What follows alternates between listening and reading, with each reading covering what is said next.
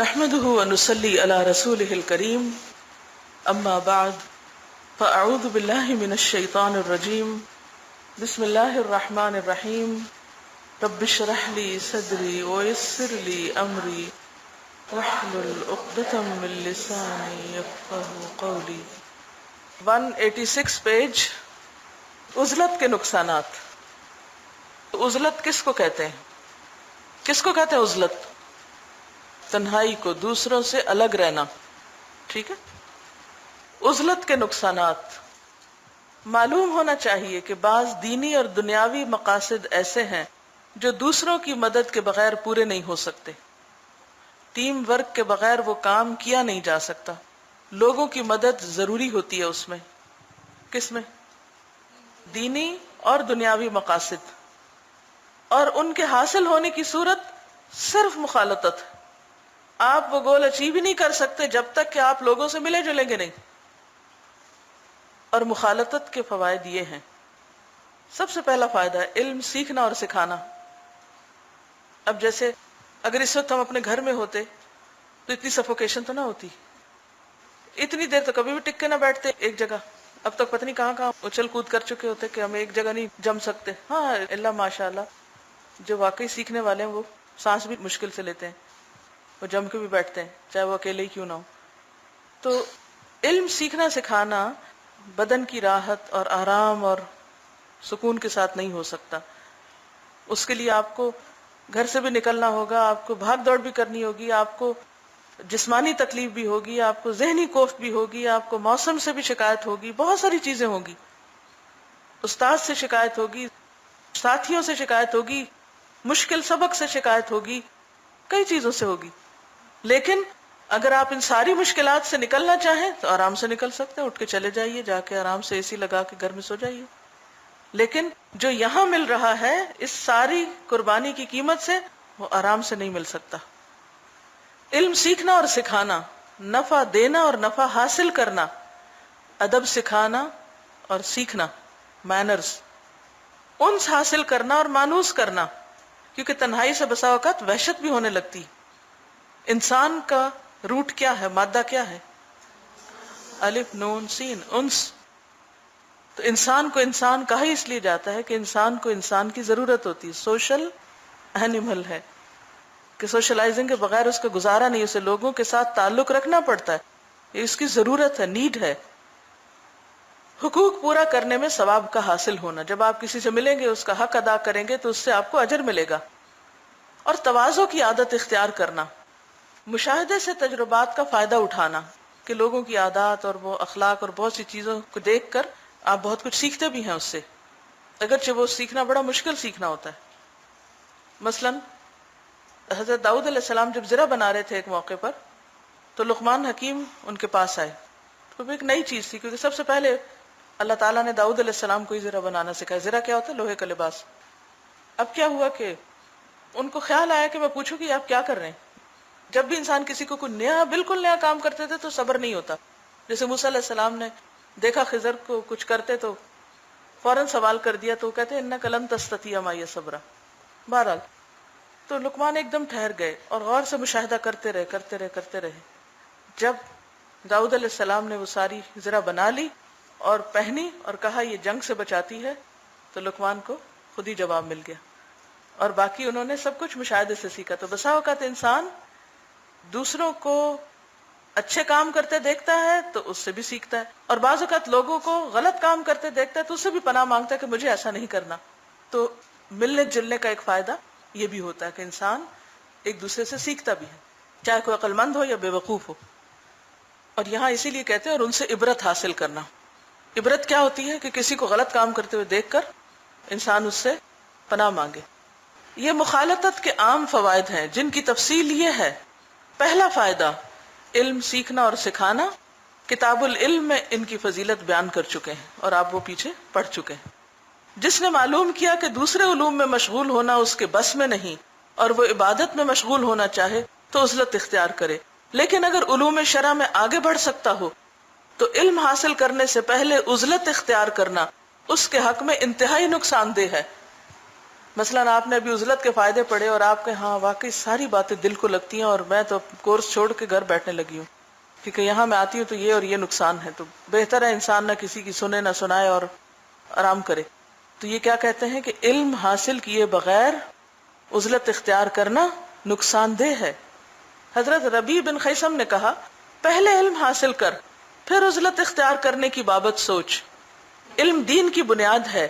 عوام کے لیے عزلت میں کوئی بھلائی نہیں، عوام کے لیے عزلت میں کوئی بھلائی نہیں، کیونکہ جاہل تنہا ہو کے بھی کیا کریں گے اور اپنے آپ کو کھائیں گے. جب انسان کے پاس علم آ جاتا ہے، غور و فکر کا سلیقہ آ جاتا ہے، اللہ سے خاص تعلق ڈیولپ ہو جاتا ہے، تو تنہائی باعث لذت ہو جاتی. اور اگر وہ سب نہ حاصل ہوا ہو تو تنہائی باعث وحشت ہو جاتی. بعض علماء سے سوال کیا گیا جاہل کی عزلت کے متعلق آپ کا کیا خیال ہے؟ تو کہا تباہی اور وبال. پھر پوچھا گیا عالم کی عزلت کیسی ہے؟ تو کہا تمہیں اس سے کیا تعلق، اس کو چھوڑ دو، اس کے پاس اس کے جوتے اور مشکیزہ ہیں، وہ پانی پر جائے گا اور درخت کھائے گا یہاں تک کہ اس کا مالک اسے پا لے گا. عالم کی عزلت کو اونٹ سے تشبیہ دی گئی ہے کہ اس کے پاس اس کے جوتے اور پانی ہے. یہ ایک حدیث میں بھی آتا ہے.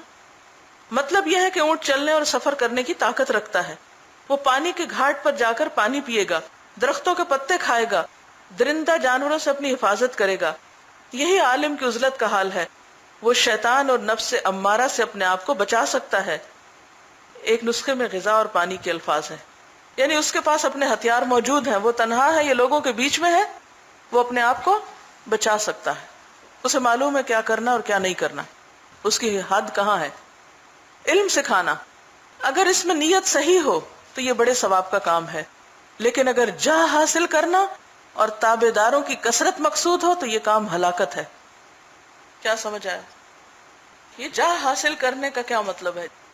یہ بہت ڈرنے کی بات ہے، کیونکہ اگر نیت صحیح ہے تو بہت ثواب ہے. اگر جاہ یعنی اتھارٹی یا غلبہ یا رتبہ حاصل کرنا مقصود ہے کہ لوگ مجھے مانیں اور تابع داروں کی کثرت ہو تو یہ کام ہلاکت ہے. بظاہر وہ ثواب کا کام ہے لیکن حقیقت میں انسان کے لیے کیا بن گیا؟ ہلاکت بن گیا. یہ 6 صدی کی بات ہو رہی ہے. اس زمانے میں عام طور پر یہی مقصد ہوتا ہے. چنانچہ دین کا تقاضا یہ ہے کہ ان سے الگ رہا جائے. ہاں کوئی اللہ کا طالب ہو اور علم کے ساتھ اللہ کا تقرب حاصل کرنا چاہے تو اس سے الگ رہنا جائز نہیں، اور نہ اس سے علم کو چھپانا مناسب ہے. یعنی اگر کوئی شخص صرف اس لیے سیکھنا چاہتا ہے کہ سیکھ کر اس ڈگری کو یا استاد کے نام کو استعمال کرے اور لوگوں میں اور زیادہ دبدبہ حاصل ہو، تو ایسے شخص کو سکھانا، اس سے پرہیز کرنا چاہیے. اور اگر کسی کے اندر خدا خوفی ہو اور انسان سمجھے کہ اس طالب علم کو کچھ سکھایا تو اس کے خشوع و خضوع میں اور اضافہ ہوگا، یہ اور زیادہ دین کے لیے فائدہ مند ہوگا، تو ایسے لوگوں سے پھر بچنا نہیں چاہیے بلکہ ان کو مزید سکھانا چاہیے. اس آدمی کے قول سے دھوکہ نہ کھانا چاہیے جس نے کہا ہم نے غیر اللہ کے لیے علم حاصل کیا لیکن علم نے غیر اللہ کے لیے ہونے سے انکار کر دیا. اس شخص نے دراصل علوم قرآن اور حدیث اور سیرت انبیاء اور صحابہ کی طرف اشارہ کیا، اور ان علوم میں ڈرانا متنبہ کرنا بھی ہوتا ہے، اور یہ اللہ تعالیٰ کا خوف پیدا کرنے کا سبب بنتے ہیں، اگرچہ وہ فوری طور پر اثر نہ کریں لیکن بالآخر ضرور اثر کریں گے. مطلب یہ ہے کہ جب ایک شخص شروع میں آتا ہے ایک طالب علم، تو اس کے ذہن میں کوئی اتنی واضح نیت نہیں ہوتی کہ وہ یہ سب کچھ سیکھنے آیا ہے صرف اللہ کے لیے. لیکن پھر جب حقیقی علم انسان کو نصیب ہوتا ہے تو نتیجہ کیا نکلتا ہے؟ الٹیمیٹلی وہ غیر اللہ کے لیے نہیں رہتا، پھر انسان اللہ کی طرف راغب ہوتا اگر وہ اپنے اندر سچائی رکھتا ہے. تو اس میں استاد کو بھی گھبرانا نہیں چاہیے اور صبر کے ساتھ سکھاتے رہنا چاہیے تاکہ ایک وقت آئے کہ انسان دوسرے کو وہ سکھا پائے جو اس کے لیے فائدہ مند ہو. اس لیے آپ نے دیکھا ہوگا کہ بعض اوقات لوگ تھوڑا سا سکھاتے ہیں، تھوڑا سا پڑھاتے ہیں اور لوگوں سے بہت بڑی بڑی ایکسپیکٹیشن رکھ بیٹھتے ہیں، تو کہتے ہیں ان کا تو کوئی عمل نہیں بدلا، انہیں تو کوئی فائدہ نہیں ہوا. ایسی باتوں سے پرہیز کرنا چاہیے. منفی جملے، اتنا پڑھ گئے پھر بھی ویسے کے تیسے رہے. آپ کون ہیں اتنی ججمنٹس دینے والے؟ آپ کو کیا معلوم کیا کیا تبدیلیاں آ گئی ان کے اندر، اور لوگ کس کس مشکل سے اپنے آپ کو بدل رہے ہیں. آپ کو نہیں معلوم کہ معاشرے کے اندر کس قدر خرابی اور کس قدر خدا سے دوری ہو چکی ہے. جو جتنی دور سے آتا ہے اس کو منزل تک پہنچنے میں اتنا ہی وقت لگتا ہے. تو لوگوں کو وقت دیجئے، صبر اور حوصلے کے ساتھ آگے بڑھیے. اور ان کی مثبت چیزوں پہ نظر رکھیے اور منفی پہلوؤں کا زیادہ تذکرہ نہ کیجیے، کیونکہ اس سے کیا ہوگا؟ مایوسی پھیلے گی، اور جب مایوسی ہوگی تو آپ اپنا کام جاری نہیں رکھ سکیں گے۔ باقی رہے علم کلام اور علم اختلاف، تو یہ علوم دنیا کے طالب کو اللہ کی طرف آنے نہیں دیتے، بلکہ ان علوم کا جاننے والا آخر عمر تک حرص میں بڑھتا ہی جاتا ہے۔ دوسرا فائدہ نفع دینا اور نفع لینا ہے، یعنی لوگوں سے ملنے ملانے کا مقصد کیا ہوتا ہے؟ ان کو بھی فائدہ پہنچانا اور خود بھی ان سے فائدہ حاصل کرنا۔ لوگوں سے نفع حاصل کرنا تو کسب اور معاملے سے ہوتا ہے، اور جو اس کا محتاج ہے وہ عزلت کو ترک کرنے پہ مجبور ہے۔ مثلا آپ بزنس کرنا چاہتے ہیں، دکان کھولنا چاہتے ہیں، اور کھول کے آپ پیچھے جا کے کمرے میں بیٹھ جائیے کہ اب مجھے نہیں ملنا کسی سے بھی، تو دکان کون چلائے گا آپ کی؟ تو اس کو تو چاہے وہ کتنا بھی الگ ہونا چاہتا ہو وہ الگ نہیں رہ سکتا۔ ہاں اگر اس کے پاس اتنا کچھ ہو کہ بآسانی گزارا ہو سکے تو اس کے لیے عزلت افضل ہے، مگر یہ کہ اپنی کمائی سے صدقہ کرنے کا ارادہ کرے تو یہ عزلت سے بہتر ہے۔ نفع پہنچانا تو یہ ہے کہ اپنے مال یا جسم کی قوتوں سے لوگوں کو فائدہ پہنچائے۔ جو آدمی شریعت کی حدود کو نگاہ میں رکھتے ہوئے اس پر قادر ہو تو اس کے لیے یہ عزلت سے بہتر ہے، یعنی پھر الگ طور پہ نہ بیٹھے بلکہ کیا کرے، نکلے اور لوگوں کی خدمت کرے۔ مثلا آپ نے قرآن پڑھ لیا، آپ کو بہت سی اللہ کی حدود پتہ چل گئی، اب آپ کیا چاہتے ہیں؟ گھر میں بیٹھ رہنا نہیں، کیا کریں؟ کچھ وقت ایسا نکالیں کہ جس میں جا کے انسانوں کی خدمت کریں۔ مثلا آپ کسی ہسپتال جا سکتے ہیں، وہاں جا کے مریضوں کو کچھ سکھا سکتے ہیں، آپ کسی اسکول جا سکتے ہیں، آپ راستے میں گلی بازاروں میں پھرنے والے بچے، جھونپڑیوں میں رہنے والے لوگ، ان سب لوگوں کے پاس ایک وقت مقرر کر کے اپنے وقت کا ایک حصہ قربان کر کے ان کی خدمت میں جا سکتے ہیں۔ تو یہ کیا ہے؟ دین سیکھنے کے بعد یا کوئی بھی ہنر سیکھنے کے بعد اس کو دوسروں کو سکھانا اور ان کو فائدہ پہنچانا۔ تو یہ کس سے بہتر ہے؟ عزلت سے بہتر ہے۔ گھر بیٹھ رہنے سے کہ نہیں ہم نے تو اس لیے گھر بیٹھنا پسند کیا ہے کہ عورت کے لیے صرف گھر بیٹھنا ہی بہت اچھا ہے اور باہر نکلنے سے بہت فتنے اور خرابیاں ہیں۔ ٹھیک ہے، بہت فتنے اور خرابیاں ہیں، لیکن کچھ وقت اپنے علم کو استعمال کرنے اور خیر اور بھلائی کے کاموں میں لگانے کے لیے ضرور وقف کریں۔ یہ بھی آپ کا صدقہ ہوتا ہے، صرف مال کا ہی صدقہ نہیں ہوتا، علم کا بھی ہوتا ہے۔ اور اس کا یہ مطلب نہیں کہ آپ نکلے تو پھر گھر ہی نہ لوٹے، گھر ہی اگنور ہو جائے، اعتدال۔ اور اگر وہ ان لوگوں سے ہو جن پر دائمی ذکر اور فکر سے دل کے عمل کی راہ کھل چکی ہے، تو ایسے آدمی کی برابری کوئی بھی نہیں کر سکتا۔ یعنی اگر انسان ایسے لوگوں کو سکھاتا ہے کہ جن کے دل کھل گئے ہیں اور ان کو بھی غور و فکر آ گیا ہے، تو پھر ان سے میل ملاقات اور ان سے تعلق اور ان کو مزید فائدہ پہنچانا یہ تو بہت ہی افضل کام ہے، اس کی تو برابری نہیں ہو سکتی پھر، کیونکہ اس میں آتا نا تمہارے ذریعے ایک شخص بھی ہدایت پا جائے تو کیسا ہے؟ سرخ اونٹوں سے بہتر ہے۔ یعنی گویا آپ نے سرخ اونٹ صدقہ کیے ایک کو سکھا کر بھی، تو کون ہے جو ہر روز سرخ اونٹ صدقہ کرے؟ مشکل ہے نا، تو ایسے شخص کی برابری کوئی نہیں کر سکتا۔ تو پھر عزلت اختیار کر کے انسان اپنا سارا علم اندر ہی خزانہ جمع کر لے تو یہ درست نہیں ہوگا۔ تیسرا فائدہ ادب سکھانا اور ادب سیکھنا ہے، اور اس سے ہمارا مطلب ہے کہ لوگوں کی سختیوں سے تربیت حاصل کرنا۔ انڈر لائن کریں، کیا مطلب اس کا؟ لوگوں کی سختیوں سے تربیت حاصل کرنا۔ یہ کیسے ہوتا ہے؟ جی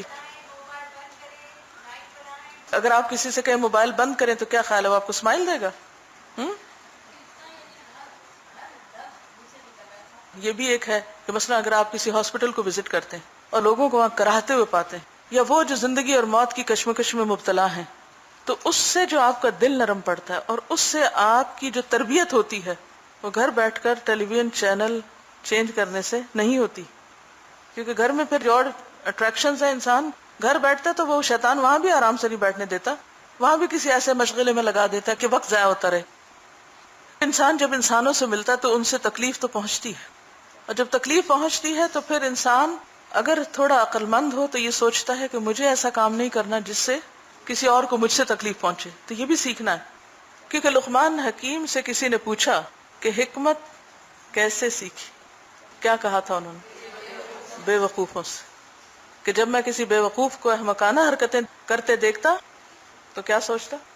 مجھے ایسا نہیں کرنا۔ اور ویسے بھی آپ دیکھیں کہ ہم خود بھی تو بگڑے ہوئے ہوتے ہیں، صرف لوگ ہی نہیں خراب ہوتے، ہم خود بھی بہت خراب ہوتے ہیں۔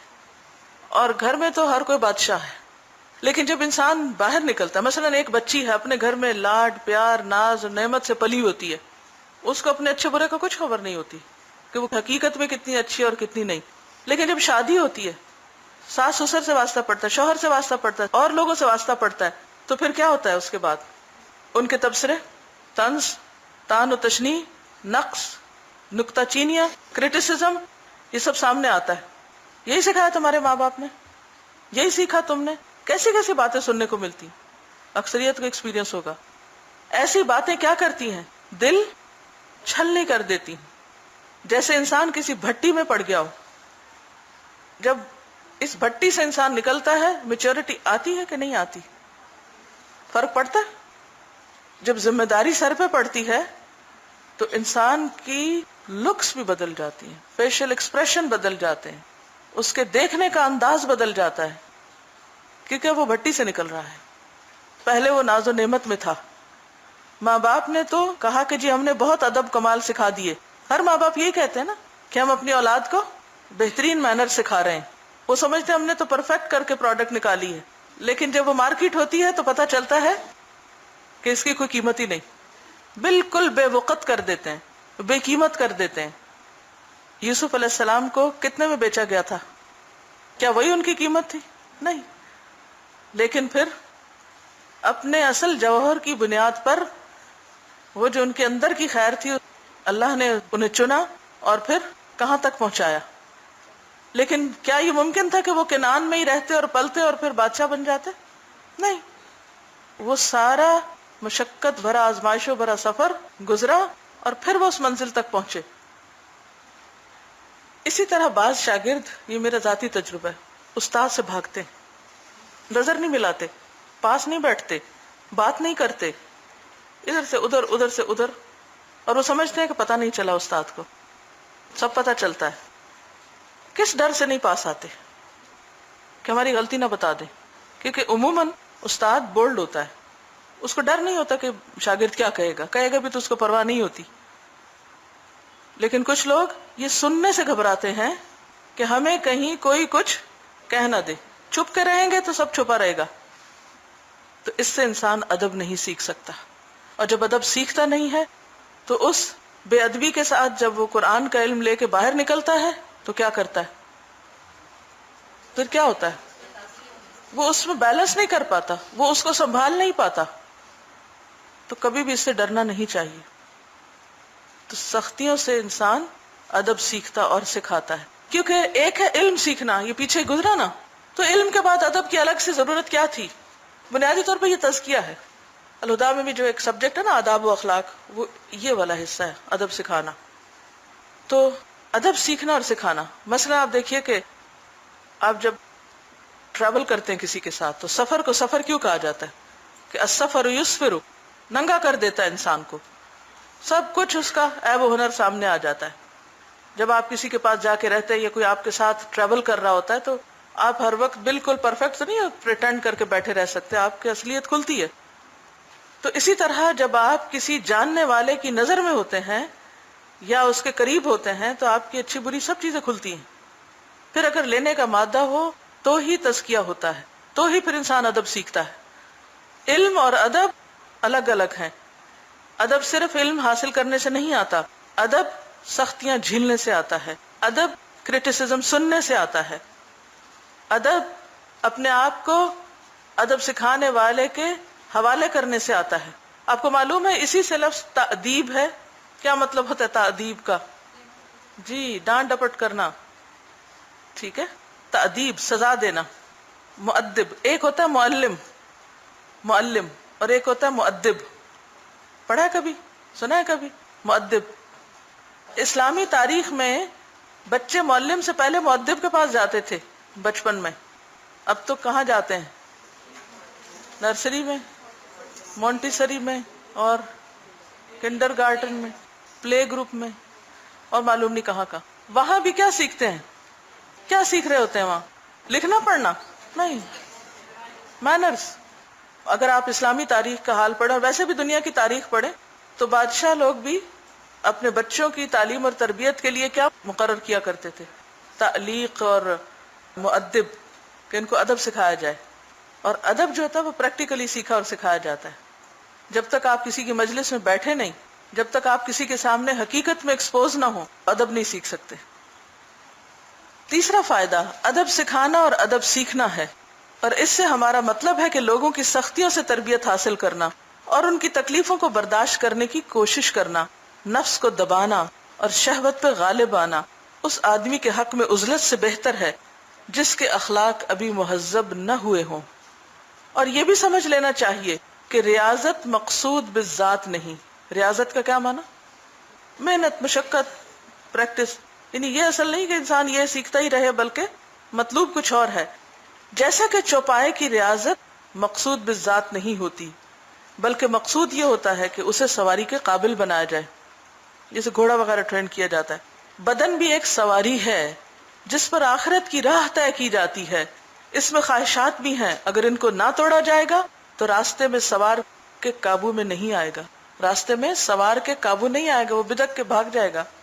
جو آدمی ساری زندگی ریاضت ہی میں مشغول رہے وہ ایسا ہے جیسے گھوڑے کو ساری عمر سکھاتا ہی رہے، کیونکہ کچھ لوگ کیا سمجھتے ہیں کہ صرف سیکھتے رہنے سے ہی بات بنے گی، تو صرف سیکھتے رہنے سے بات نہیں بنے گی، کیونکہ سیکھتے رہنا ہی منزل نہیں ہے، منزل کچھ اور ہے۔ وہ ایسا ہے جیسے گھوڑے کو ساری عمر سکھاتا رہے اور اس پر سوار نہ ہو۔ اس سے اتنا فائدہ تو ہوگا کہ اس کے کاٹنے اور اس کی دولتیوں سے بچا رہے گا، اور یہ بھی ایک قسم کا فائدہ ضرور ہے، لیکن بڑا اور اصلی مقصود یہ نہیں۔ جیسا کہ ایک راہب سے کہا گیا، اے راہب، تو اس نے کہا میں راہب نہیں ہوں، میں تو کاٹنے والا کتا ہوں۔ میں نے اپنے نفس کو باندھ رکھا ہے کہ لوگوں کو نہ کاٹوں، اور کاٹنے والے کی بنسبت یہ بھی ایک خوبی ہے، لیکن اسی پہ معاملہ ختم نہ ہو جانا چاہیے۔ تأدیب یہ ہے کہ دوسرے کو ادب سکھائے، اور یہ بھی کچھ آسان کام نہیں، غیر محسوس طور پر نفسیاتی خواہشات کی دخل اندازی ہوتی ہے، بس لازم ہے اپنے قلب کی نگرانی کرتا رہے، جیسا کہ اس باب میں پہلے بیان کیا گیا ہے۔ چوتھا فائدہ انس حاصل کرنا یا مانوس کرنا ہے، اور کبھی یہ مستحب ہوتا ہے جیسا کہ پرہیزگار لوگوں سے انس، اور کبھی اس کا مقصد تنہائی کی مصیبت سے دل کو آرام دینا ہوتا ہے۔ ٹھیک ہے، لوگوں سے میل ملاپ کا ایک مقصد کیا ہوتا ہے؟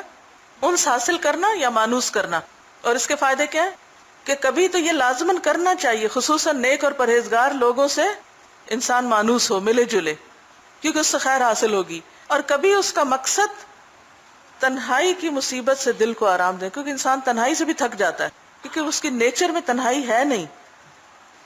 اگر مقصد انس ہے تو چاہیے کہ ایسے لوگوں کے پاس بیٹھے جو اس کے کام کو خراب نہ کریں، اور کوشش کرے کہ جب ان سے ملاقات ہو تو امور دین کے متعلق گفتگو کی جائے۔ یعنی اگر آپ لوگوں سے ملنا جلنا چاہتے ہیں تو پھر ایسے لوگوں سے ملیں جو خیر و بھلائی کی باتیں کریں، صرف لغو میں نہ پڑے ہوں۔ پانچواں فائدہ ثواب حاصل کرنا یا ثواب دینا ہے۔ ثواب حاصل کرنا اس طرح ہے کہ جنازے میں شرکت کرے، بیمار کی عیادت کے لیے جائے، بیاہ شادی کی تقاریب اور دعوت طعام میں شامل ہو، یعنی ڈنر لنچ وغیرہ۔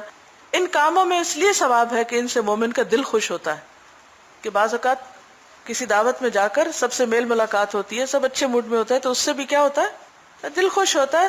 تو انسان کے جذبات بھی ہیں، کبھی دل کی خوشی کے لیے کوئی کام کر لینا جو مباح ہو وہ منع نہیں ہے، لیکن ہر وقت دل ہی خوش کرتے رہنا اگر زندگی کا مقصود بن جائے تو پھر یہ ناپسندیدہ ہے۔ ثواب دینا اس طرح ہے کہ اپنا دروازہ لوگوں کے لیے کھول دے کہ وہ آ کر اس سے تعزیت کریں، یعنی موقع فراہم کریں تعزیت کا، یا اس کو مبارکباد دیں، جیسے کوئی کامیابی ہوئی یا بچے کی پیدائش وغیرہ، یا اس کی بیمار پرسی کریں۔ اس کی وجہ سے وہ ثواب حاصل کریں گے، یعنی آپ کو تو تکلیف ہوگی لیکن فائدہ کیا ہوگا؟ دوسروں کو ثواب مل جائے گا۔ اگر وہ طبقہ علماء سے ہے تو لوگوں کو اپنی زیارت کی اجازت دے، لیکن چاہیے کہ اس میل جول کے نفع اور نقصان کا موازنہ کرتا رہے کہ کتنا ملنا جلنا اور کتنا الگ ہونا ہے، اور اس کے مطابق گوشہ نشینی یا میل ملاپ کو ترجیح دے، یعنی خود ڈیسائیڈ کرے، پرائرٹائز کرے کہ کون سا وقت عزلت چاہیے اور کون سا وقت میل جول چاہیے۔ اکثر سلف عزلت کو ترجیح دیا کرتے تھے۔ چھٹا فائدہ تواضع ہے۔ تواضع ظاہر ہے تنہائی میں آدمی تواضع نہیں کر سکتا، کس کے آگے تواضع کرے؟ بعض اوقات عزلت کے اختیار کرنے کا سبب تکبر بھی ہوتا ہے۔ یہ بہت خطرناک بات ہے، اس کو انڈر لائن کریں۔ یعنی انسان سب سے کٹ کے الگ کیوں ہو جاتا ہے، سب کو چھوڑ کیوں دیتا ہے؟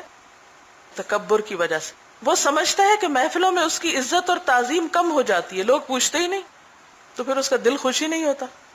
ہم گئے، کسی نے پوچھا ہی نہیں، آئندہ تو نہیں جائیں گے ان کی شادی پہ، ہوتا ہے نا بعض اوقات۔ لوگ بہت ناراض ہو کے جاتے ہیں اگر آپ ان کو نہ پوچھیں. لہٰذا گھر والوں کی تو شامت آئی ہوتی ہے کہ ایک ایک کو چاہتے یا نہ چاہتے ہوئے بس پوچھتے ہی چلے جائیں, خود کھائیں یا نہ کھائیں, خود آرام کریں یا نہ کریں, ذرا پوچھتے رہیں.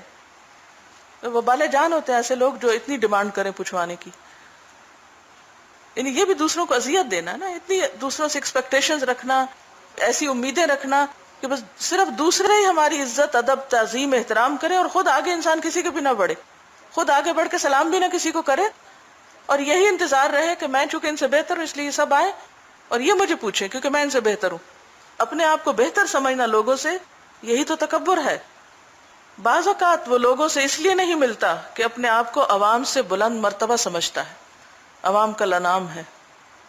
آپ نے دیکھا ہوگا کہ بعض خاندانوں میں ایسی روایتیں یا ایسے طریقے ہوتے ہیں کہ وہ لوگوں سے میل جول نہیں پسند کرتے. اگر ان سے پوچھا جائے بھی کیوں تو کیا کہتے ہیں, ماحول بہت خراب ہے اور لوگوں سے انٹریکشن میں برے اخلاق سیکھتے ہیں. بچوں کی حد تک کافی حد تک ہے بھی, لیکن پھر آپ بچوں کو بھی اگر بالکل خود سر بنا دیں, انڈیپینڈنٹ بنا دیں کہ نہ کسی سے ملیں اور نہ ہی کسی سے بات کریں, تو نتیجہ کیا ہوگا؟ انہیں کسی کے ساتھ رہنا ہی نہیں آئے گا. اور خصوصاً لڑکیوں کے لیے یہ چیز بہت نقصان دہ ہے کہ بالکل کسی سے بات چیت نہ ہو. تو بچے کیسے پالیں گی؟ ماں ہی بولے گی تو بچہ بولے گا نا. اسی طرح کی اور وجوہات بھی ہو سکتی. تو اگر آپ تنہا رہنا چاہتے ہیں, الگ ہونا چاہتے ہیں, تو ضرور اپنے دل کا جائزہ لیں کہ کیوں, وائے, کس مقصد کے لیے میل ملاپ نہیں چاہتے, کس مقصد کے لیے سب سے ٹائز کاٹ کے رکھی ہوئی ہیں کہ اب ہم ایسے کام ہے کہ ہمارے پاس اتنا وقت نہیں ہے کہ ہم ہر وقت ملتے ملاتے رہیں. اس میں یہ ہے کہ پھر کچھ وقت میل ملاقات کے لیے, کچھ یعنی اپنے اوقات کی تنظیم اس طرح کریں کہ مختلف چیزوں کے لیے کچھ نہ کچھ وقت نکلتا رہے. انسان اگر تنہائی اختیار کرنا چاہتا ہے تو مقصد جانے. اگر مقصد اللہ سے مناجات نہیں, اگر مقصد غور و فکر نہیں, اور اگر مقصد کچھ سیکھنا سکھانا نہیں, اور محض اپنی بڑائی دھوس جمانے کے لیے, یا یہ کہ انسان دوسروں سے خود کو بہتر سمجھنے کے لیے سب سے کاٹ کے بیٹھ جائے, یا ڈیوٹیز یا کاموں سے فرار حاصل کرنے کے لیے الگ ہو جائے, تو یہ درست نہیں. تو لوگوں سے ملے یا الگ رہے, دونوں میں اصل چیز کیا ہے جس کا اجر ہے؟ کیا کہا میں نے؟ ہم نے دونوں چیزیں پڑھی ہیں نا, الگ رہنے کے فائدے بھی پڑھے اور میل ملاپ کے فائدے بھی پڑھے, اور الگ رہنے کے نقصان بھی پڑھے. اب اس میں آپ کنفیوز ہو کے نہ اٹھے کہ مجھے تو اب سمجھ نہیں آ رہی کہ میں ادھر جاؤں یا ادھر جاؤں. ایک بات تو یہ یاد رکھیے کہ دونوں چیزیں ضروری ہیں, کچھ وقت لوگوں کے بیچ میں اور کچھ وقت تنہائی میں, خواہ وہ تھوڑا سا ہی کیوں نہ ہو, ٹھیک ہے, تاکہ لوگوں کے حقوق بھی ادا کر سکے اور اس کے ساتھ اللہ سے بھی ایک مضبوط تعلق ہو. نمبر 2 یہ کہ اگر آپ نہیں ملنا جلنا چاہتے تو اپنے قلب کا جائزہ لیں, اپنی نیت کا جائزہ لیں کہ وائے, کس چیز نے آپ کو مجبور کیا کہ آپ سب سے کٹ کے الگ بیٹھ جائیں؟ وہ کیا وجہ ہے؟ صرف لوگوں کے رویے کہ لوگ اچھے نہیں؟ کچھ بھی کرنے سے پہلے اپنی نیت کا جائزہ لینا کہ میں کر کیوں رہا ہوں, وائے, کیوں کر رہا ہوں. عاجزی, تواضع عاجزی کو کہتے ہیں, ہمبلنس ہے. جس شخص میں یہ اخلاقی کمزوری ہو, جس شخص میں یہ اخلاقی کمزوری ہو, کون سی؟ تکبر کی, اس کی علامت یہ ہے کہ وہ پسند کرے گا کہ لوگ آ کر اس کی زیارت کریں. لوگوں کو آنا چاہیے, میں کیوں جاؤں, لیکن خود دوسروں کی زیارت کے لیے نہ جائے گا. ہاں, بادشاہوں اور امراء کے ہاتھوں کو بوسہ دینا پسند کرے گا, بڑے لوگوں سے ملنا چاہے گا, جو مال میں یا علم میں یا رتبے میں یا جاہ میں بڑے ہیں ان سے ملنا پسند کرے گا, لیکن عوام سے ملنا پسند نہیں کرے گا. اور یہ کس چیز کی علامت ہے؟ تکبر کی. کیونکہ تواضع یعنی ہمبلنس آدمی کے منصب کو کم نہیں کرتی. حدیث میں آتا ہے من تواضع للہ رفعہ اللہ, جو اللہ کے لیے جھک جائے گا اللہ اس کو بلندی عطا کرے گا. جب تجھے عزلت کے فوائد اور نقصانات معلوم ہو گئے اور تجھ پر حقیقت واضح ہو گئی کہ عزلت کی نفی یا اس بات پر مطلقاً افضلیت کا حکم لگانا غلط ہے. حکم یعنی فیصلہ کرنا, کہ یہ نہیں کہنا چاہیے کہ عزلت نہیں ہونی چاہیے یا عزلت ضرور ہونی چاہیے, اس مطلقاً بات, مطلق ایبسولوٹ نہیں ہے کہ یہی زیادہ بہتر ہے. تو کسی شخص کے بارے میں رائے قائم کرنے سے پہلے اس بات پر ضرور غور کر لیجئے کہ اس نے عزلت یا مخالطت کیوں اختیار کی. یعنی دوسروں کے بارے میں آپ ججمنٹل نہ ہوں, اپنے بارے میں سوچیں اور اسے کیا نفع یا نقصان حاصل ہو رہا ہے. یعنی اگر کوئی شخص سب سے کٹا ہوا تو اس کو کیا مل رہا ہے, اور اگر سب سے ملتا جلتا ہے تو اس کو کتنا فائدہ ہے. اس صورت میں تجھ پر حق کھلے گا. امام شافعی رحمہ اللہ نے کہا, لوگوں سے دل تنگ ہونا عداوت پیدا کرتا ہے اور ان سے خوش رہنا برائی لاتا ہے, تو تم بسط اور قبض کے درمیان رہو. کیا مطلب ہے اس کا؟ کہ نہ تو دل تنگ ہو اور نہ بہت خوش رہو, درمیان میں رہو. ایکسپیکٹ کرو کہ ان سے تمہیں تکلیف بھی ہوگی اور ان سے تمہیں راحت بھی ملے گی. جس نے اس کے سوا ذکر کیا ہے وہ کوتاہ فہم ہے. کوتاہ کس کو کہتے ہیں؟ کم فہم ہے. ہاں یہ ضرور ہے کہ امام شافعی نے صرف اپنا حال بیان کیا ہے. اگر کسی کے حالات اس کے مخالف ہیں تو اس پر یہ حکم لگانا جائز نہیں. اگر کہا جائے کہ عزلت کے آداب کیا ہیں تو ہم کہتے ہیں کہ عزلت اختیار کرنے والے کو چاہیے یہ نیت کرے کہ لوگوں کو تکلیف نہ پہنچائے گا. انڈر لائن کر لیں اس پیراگراف کو. عزلت کے آداب ہیں یہ, الگ رہنے کے آداب. کیا نیت ہو کہ میں اس لیے لوگوں سے الگ ہوں کہ میں ان کو تکلیف نہ پہنچاؤں, خود برے لوگوں کی برائی سے محفوظ رہے گا, مسلمانوں کے حقوق کی ادائیگی میں کوتاہی کی آفت سے محفوظ ہوگا, پھر اپنی ہمت کو ہر وقت اللہ کی عبادت کے لیے فارغ رکھے. یہی عزلت کے واضح آداب ہیں. اب یہ نہیں کہ آپ لوگوں سے بھی نہ ملے اور گھر میں بھی کوئی کام نہ کرے اور سارا وقت ضائع کر دیں, تو نہ ادھر کے رہے نہ ادھر کے. انسان کو چاہیے کہ عزلت گزین ہو تو ذکر اور فکر پر مداومت کرے, اپنی مشقت کے ثمرات حاصل کرنے کی طرف متوجہ رہے. اپنی مشقت کے ثمرات حاصل کرنے کی طرف متوجہ رہے اور لوگوں کو اپنے پاس زیادہ آنے جانے سے روکے اور شہر کی بے حقیقت افواہوں پر کان نہ رکھے. کانوں میں خبروں کا پڑنا ایسے ہی ہے جیسے زمین میں بیج ڈالنا. اگر اس طرف سے محتاط نہ ہوگا تو دل میں وسوسے پیدا ہوں گے, یہاں تک کہ نماز کی حالت میں بھی ان سے نجات نہ ملے گی. ان باتوں کے علاوہ یہ بھی ضرورت ہے کہ قناعت کو اپنا شعار بنائے. اسی طرح یہ بھی چاہیے کہ لوگوں کی تکالیف پر صبر کرے. ٹھیک ہے, ایک طرف تنہا رہے اور دوسری طرف ملے اور تکلیفوں پہ صبر کرے, اور عزلت کی وجہ سے لوگ اس کی تعریف کریں تو اس پہ کان نہ رکھے, اور ترک مخالطت پر اس کی مذمت کریں تو بھی نہ سنے. یعنی اگر کوئی اس پہ آپ کو بہت اپریشیٹ کرتا ہے کہ آپ بہت نیک انسان ہیں, کسی سے ملتے جلتے نہیں, تو اس کو خاطر میں نہ لائے. اور اگر کوئی کہے یہ تو بہت ہی غلط قسم کی حرکت ہے کہ یہ شخص کسی سے نہیں ملتا, تو اس کی بھی پرواہ نہ کرے, کیونکہ یہ چیزیں دل پر ضرور اثر کرتی ہیں اور آدمی آخرت کی راہ کی سیر سے رک جاتا ہے. چاہیے کہ اس کا کوئی نیک ساتھی ہو. یعنی اگر آپ عزلت پسند ہیں تو کیا کریں, نیک ساتھی ہو جس کے پاس ہمیشہ کی مشقت سے کسی وقت آرام کر سکے. اس سے باقی وقت پر اسے مدد ملے گی, یعنی باقی وقت پھر اس کا اچھا گزرے گا, اچھے کام کر سکے گا, کیونکہ اس کو ایک انرجی مل جائے گی. عزلت میں صبر اس طرح پورا ہوتا ہے کہ دنیا کی طمع کو ختم کر دے, اور طمع اس صورت میں ختم ہوگی کہ آرزوؤں کو ختم کرے. یہ بھی بڑا اہم جملہ ہے. کیا طمع کب ختم ہوگی؟ جب بہت امیدیں نہ ہوں, یہ سمجھے کہ صبح ہو گئی ہے تو شام نہ ہوگی, اور جب شام ہو جائے تو صبح نہیں ہوگی. چاہیے کہ موت کا تذکرہ اکثر کرتا رہے. جب بھی تنہائی سے دل گھبرائے تو قبر کی تنہائی کو یاد کرے. یہ بھی انڈر لائن کر. جب اکیلے ہونے سے دل گھبرائے تو کیا یاد کر لے؟ قبر کی تنہائی. اور یہ سمجھ لے کہ جس کا دل اللہ کے ذکر اور اس کی معرفت سے مانوس نہیں ہے, وہ موت کے بعد تنہائی کی وحشت برداشت نہ کر سکے گا. یعنی اگر آپ اکیلے رہ کے اللہ کے ذکر سے خوش نہیں ہوتے اور اللہ کی معرفت سے آپ ٹھنڈے نہیں ہوتے, تو پھر قبر کی وحشت تو بہت تکلیف دہ ہو. تو تنہائی کو انجوائے کیا کریں اللہ کی یاد اور اللہ کی معرفت سے. جو اللہ کے ذکر اور اس کی معرفت سے مانوس ہوگا وہ موت سے بھی مانوس ہوگا, کیونکہ موت انس اور معرفت کے محل کو گرا نہیں سکتی, کیونکہ وہ کنٹینیو کرے گی نا. جو آپ کے دل میں اللہ کی یاد ہے وہ تو ساتھ ہی جائے گی پھر جہاں بھی آپ ہوں گے. اللہ تعالیٰ نے شہداء کے حق میں فرمایا, بل احیاء عند ربہم یرزقون, بلکہ وہ زندہ ہیں, اپنے رب کے پاس رزق دیے جاتے ہیں. جو اپنے نفس کے جہاد میں اللہ کے لیے گوشہ نشین ہوا وہ بھی شہید ہے. جیسا کہ بعض صحابہ سے مروی ہے کہ انہوں نے کہا ہم چھوٹے جہاد سے بڑے جہاد کی طرف واپس آئے. سبحانک اللہم و بحمدک نشہد ان لا الہ الا انت نستغفرک و نتوب الیک. السلام علیکم و رحمۃ اللہ وبرکاتہ.